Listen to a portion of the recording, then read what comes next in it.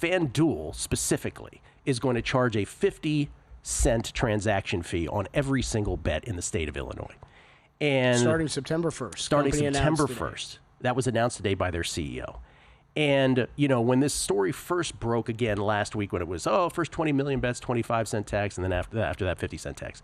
Again, Nevada has had a model that has worked for sportsbooks and bettors for years and years. Complain about Nevada however we want, but the economic model Have we ever done that? Yeah, we've never done that, right? The economic model has worked, right? By the way, the transaction fee in a response to a recent tax increase on sportsbooks in Illinois. So essentially what FanDuel has decided to do, because the initial speculation was, okay, so it's one thing for the government to then, to pass this transaction fee, right?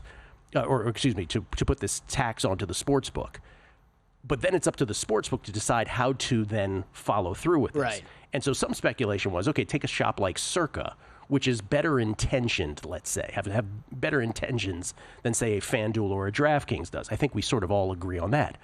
Circa may choose, right, to eat it in a more creative way, right? And I'm just speculating. They haven't said anything, but there's great. You might not get as big of a bang for your buck on some of your bets, right? Let's just say. There's a way that's still going to, still gets past the consumer, but not as blatantly as this, which is just, here you go, 50-cent tax, buddy, too bad. Robert Walker, who I mentioned, who used to work over at the Mirage and is the director of arms here, is one of the bodies that tries to better sports betting. He says, this feels like short-sighted revenue grabbing that could drive casual bettors away from legal regulated platforms. He told Front Office Sports exactly the opposite of what good policy should accomplish. He expects sportsbooks to respond by raising their minimum bet requirements, meaning that sports bettors are the ones who will ultimately feel the tax. Quote, make no mistake, the cost will ultimately land squarely on the customer. The tax may be levied on the operator, but basic economics tells us who really pays. What's particularly frustrating is how this undermines the competitive position of regulated operators just when they need every advantage they can get against emerging alternatives, like I mentioned, like exchanges and other things like that. So that's bad, folks. That's all I have to say about that. Because especially if other states, because you know how these folks are, they're copycats, right? And if they get it in their mind, if a state decides we need to fund whatever public project, let's put it on sports bettors. Let's add that charge there. And then the sports books quickly have to turn around and figure out, oh no, how do we stay in business? Let's pass it on to the consumer. This is just a web of crapola.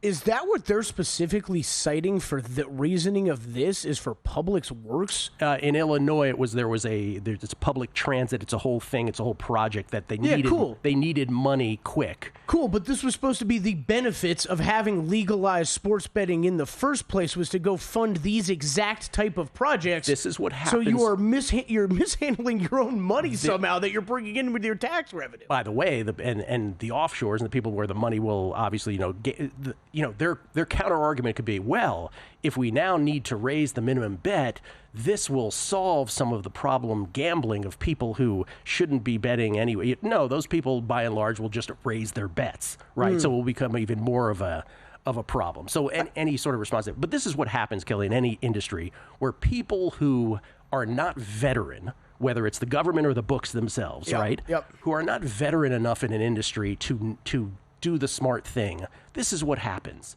And it just becomes this spiral, and it just gets worse and worse. And this is awful. It just feels a little greedy. I'm not even going to really complain. And by greedy, I mean the state. I'm not even really blaming the sportsbook. I am. In the case of FanDuel, you don't turn around and just go, hey, we're not even disguising this. You got to do something, though, right? If they got to do something, whether it's the parlay odds or whatever, like you talked about, changing something. It's the government first for sure, though. Yeah. The problem is, though, I think that they're gonna, and like you said, all the copycat stuff, right? So let's see where else this goes. But what's going to happen? eventually is you're going to get this snowball effect that they're not going to see coming because, like you said, Gil, these people don't know. They don't know, right? Show the Fezzik tweet if we could. Our buddy Steve Fezzik. Go ahead. I'm sorry. You try to get away with one extra thing at a time, and all of a sudden, before you know it, nobody's gambling on these legally sports books anymore because they found a better way to look to go to. Fezzik, our buddy Steve Fezzik, very likely books will. He tweeted this last week when the first reports of this came in, which wasn't as quite as egregious as we have found out it is. He goes, very likely books will eat the cost or raise minimum bets to above $10 with a 5% hold that would allow them to pay the 50-cent tax on a $10 bet and still only break even. Bottom line, it's like raising the gaming limits at a casino to a mid-level just to be able to play. Well, number two, he's absolutely correct about, right? A $10 5% hold means 50 cents right there, so they could break even at a minimum on a $10 bet with that tax. But the eat the cost part is they're not going to eat the cost. That's what they're telling us. So number one is incorrect. That's what we've learned this morning. They're not eating the cost. They're passing it along. Yeah, and that's, I don't know. It becomes interesting because you wonder how much of a, like, is that kind of a warning from FanDuel almost, right? Of like, hey, we're going to put this in place now. Other states, just be aware. Like, this is what's going to happen. Your customers are your citizens of the state are not going to be happy having to do this. Or it's like that DraftKings thing from last year. Remember they floated something and the backlash was such. We're like, oh, we were just kidding. We were never going to. Well, I can't remember what the details were. I don't remember what it was either. Yeah, but that's exactly what happened. So we'll see. We'll see. This could be this story could be done by today. You're right. This is a legit thing that has been passed now. Yeah. So they got to figure out something. Anyway.